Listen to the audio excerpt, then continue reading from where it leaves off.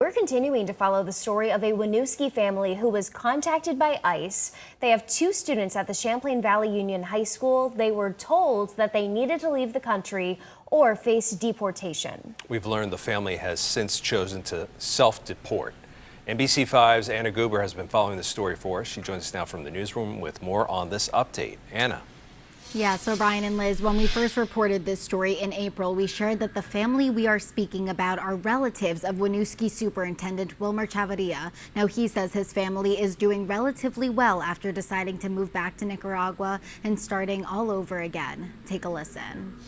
My family is doing really well, but they are no longer in the U.S. Wilmer Chavarria says his family followed his footsteps, moving from Nicaragua to Vermont around a year ago in search of the American dream. A dream cut short after Chavarria's brother, sister-in-law, and nieces received a notice from immigration enforcement in April, telling them to leave the U.S. or be deported. We knew that this is a changing story from moment to moment, and a lot of the immigrant communities in the U.S. are having to play this game of uncertainty. In the face of fear and unknowns, Chavarria says his family made the difficult decision to pack up the lives they created in Vermont and return to their hometown in Nicaragua. They were lucky that they're one of the few families that get to make that choice. There are a lot of families that cannot make that choice to simply leave for different reasons. Chavarria flew back with his family to help them readjust once again, but not before his nieces received their diplomas from Champlain Valley Union High School. They made an exception. They created a ceremony just for them.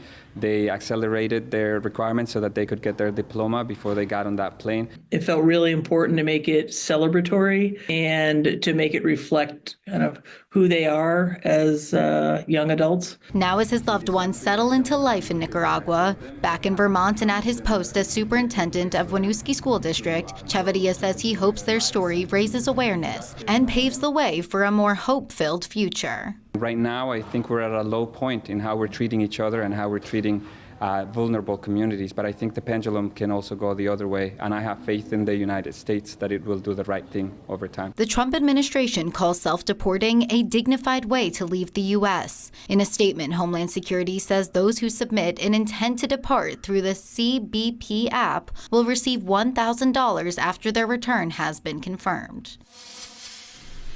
Chavarria says his loved ones haven't seen any money from the government yet, but consider it insulting and have no plans to accept it. Anna Guber, NBC5 News.